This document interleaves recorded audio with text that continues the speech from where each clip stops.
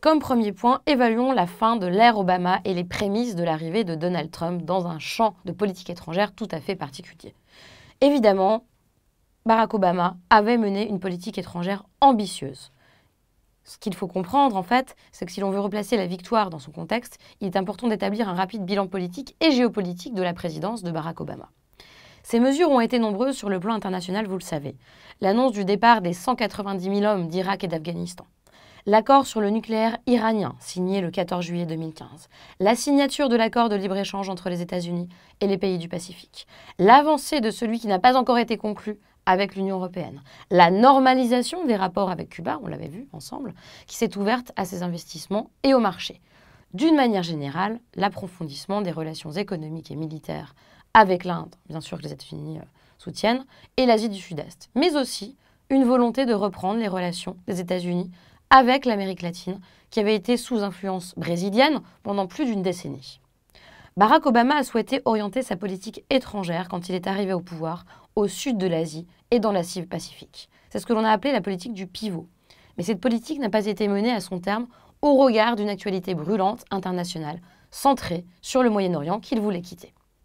La volonté d'Obama était justement de désinvestir donc le Moyen-Orient du leadership imposé par George Bush, et cet aspect a été beaucoup discuté, voire contesté au Congrès pendant ces 2 mandats. En effet, le président démocrate a montré sa volonté de pouvoir remettre en question la politique américaine avec les Saoudiens, très marquée par ce qu'ils appellent une trahison depuis la signature du traité avec les Iraniens, leurs grands ennemis et rivaux. D'un point de vue militaire, Obama a voulu rompre avec l'interventionnisme de George Bush en lançant une politique de frappe chirurgicale, notamment au Yémen et en Afghanistan et au Pakistan, avec le lancement des attaques par drone. L'idée était de cibler l'ennemi en réduisant fortement l'intervention et bien évidemment les dépenses des troupes américaines et leurs pertes. L'utilisation de mercenaires payés à des entreprises privées a été aussi conséquente, notamment en Afghanistan, pendant le premier mandat Obama.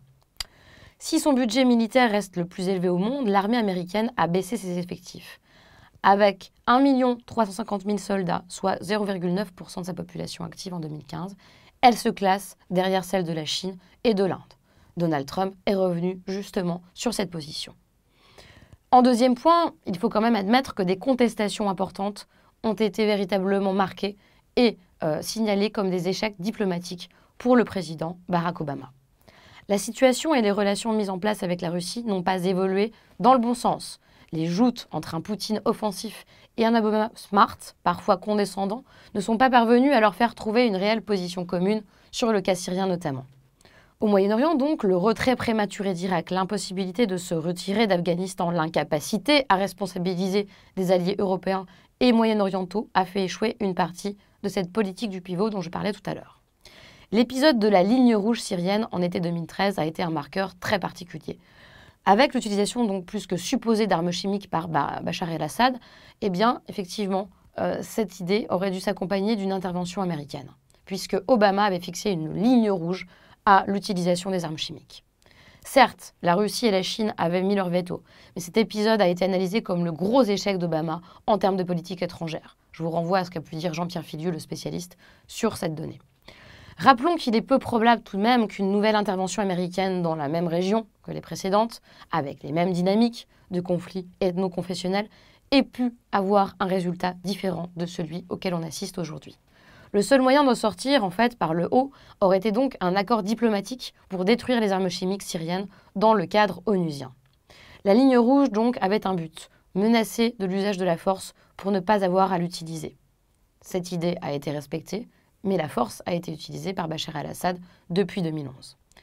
Tous ces éléments ont donné du grain à moudre aux détracteurs d'Obama, qui a tout de même voulu rappeler dans son dernier discours que l'Obamacare, la lutte contre le réchauffement climatique, la défense des plus démunis, tout cela a été tenté. Et donc, il part sur un « yes, we did ».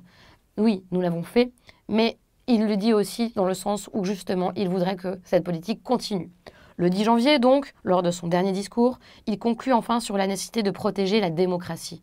Notre démocratie est menacée à chaque fois que nous la considérons comme acquise. En lançant cela, on peut voir aussi l'idée que le populisme peut nuire à la démocratie de laquelle il peut être issu.